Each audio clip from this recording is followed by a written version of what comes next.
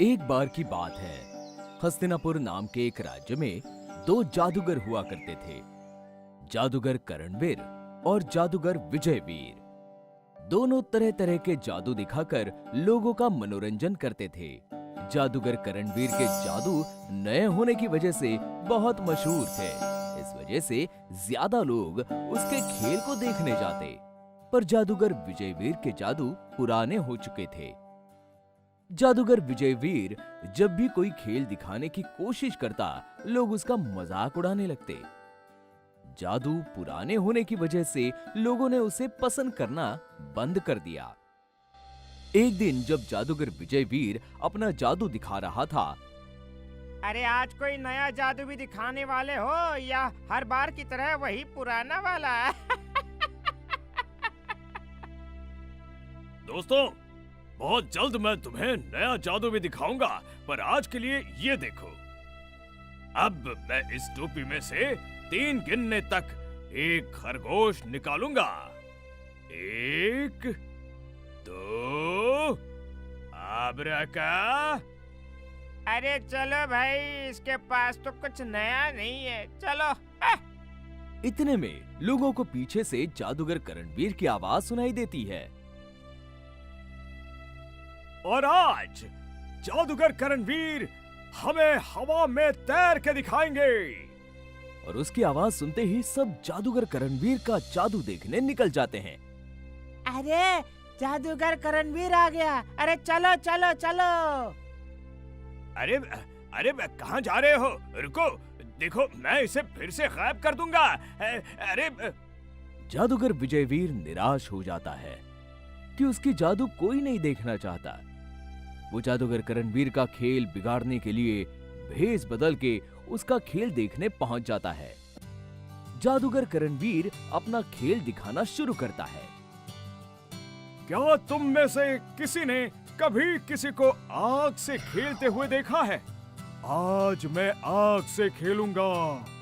अरे वाह वाह, क्या महान जादूगर है! वाह वाह वाह वाह। तो लीजिए, आपके सामने पेश है आग का खेल।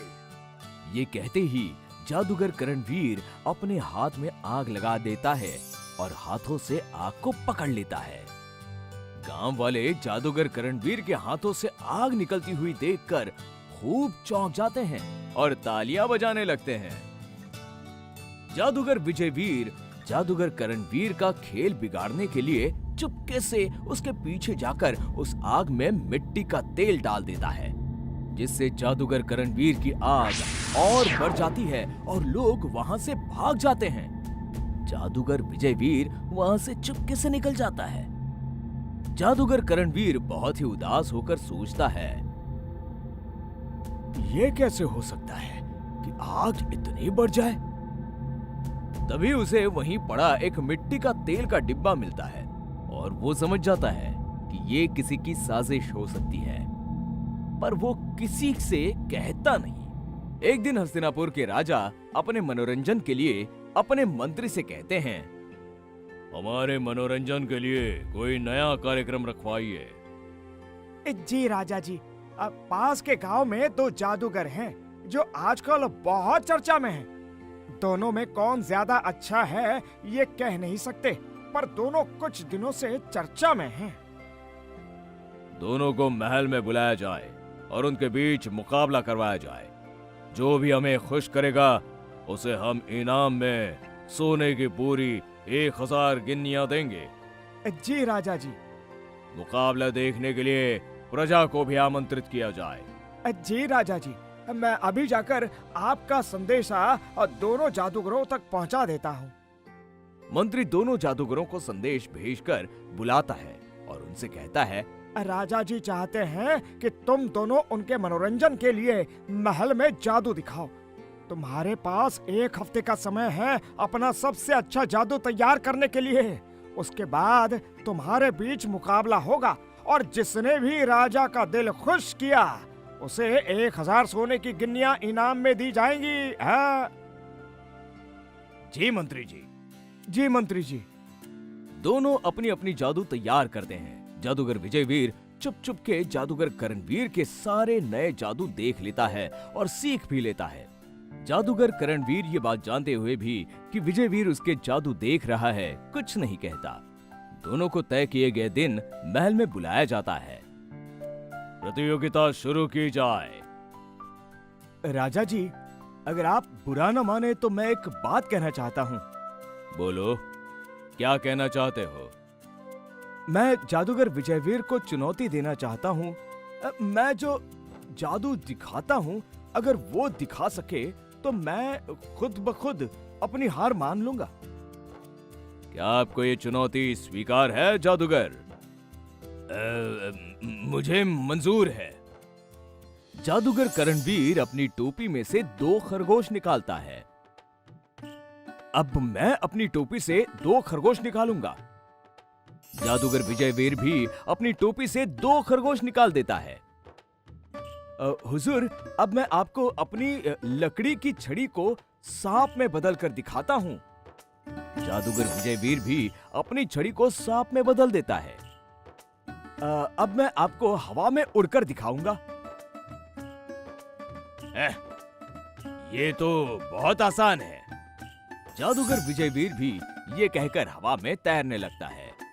सभी मुकाबले का खूब मजा उठा रहे हैं कि जादूगर करणवीर राजा से कहता है, हुजूर, ये मेरा आखिरी जादू है।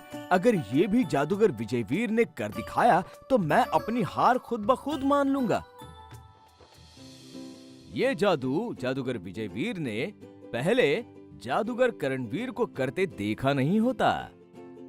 अब मैं पानी से भरे बहुत बड़े कांच के बक्से में खुद को बंद कर लूंगा और बक्से में ताला लगा होने के बाद भी मैं उसमें से आपके सामने बाहर निकल जाऊंगा। ये सुनने के बाद जादूगर विजयवीर चोरी छुपे ताला बदलकर खुलने वाले ताले की जगह ना खुलने वाला ताला लगा देता है, ताकि ताला खुल ना पाए और जादूगर करणवीर पानी के बाहर ना निकल पाए। जादूगर करणवीर इस बारे में पहले से ही जान जाता है और ताला फिर से बदल देता है और बाहर निकल आता है। अब जादूगर विजयवीर की बारी आती है और वो जैसे ही पानी के बक्से के अंदर जाता है, ना खुलने वाला ताला उसी के बक्से पर लग जाता है और वो बहुत कोशिश करने के बाद भी बाहर नहीं निकल पाता। तब जादूगर करणवीर अपने पास से चाबी निकालकर उस ताले को खोलकर जादूगर विजयवीर को बाहर निकाल लेता है। राजा जादूगर करणवीर के जादू और समझदारी से खुश होकर उसे सोने की 1000 गिन्नियां इनाम में दे देते हैं। वाह जादूगर करणवीर, वाह, बहुत बढ़िया। हम आपसे बहुत खुश हुए और हमारी तरफ से ये 1000 सोने की गिन्नियां आपको इनाम में दी जाती है। इन्हें कबूल करें। जादूगर विजयवीर समझ जाता है कि जादूगर करणवीर ने उसे सबक सिखाया है और जादूगर करणवीर से अपनी बेईमानी के लिए माफी मांगता है। मुझे माफ कर दो जादूगर करणवीर। मैं जीतने की लालच में बिल्कुल अंधा हो गया था। मैंने बेईमानी के रास्ते से जीतना चाहा। मुझे माफ कर दो। कोई बात नहीं जादूगर विजयवीर, मैंने आपको माफ किया। पर याद रखना, बेईमानी का फल कभी भी अच्छा नहीं होता।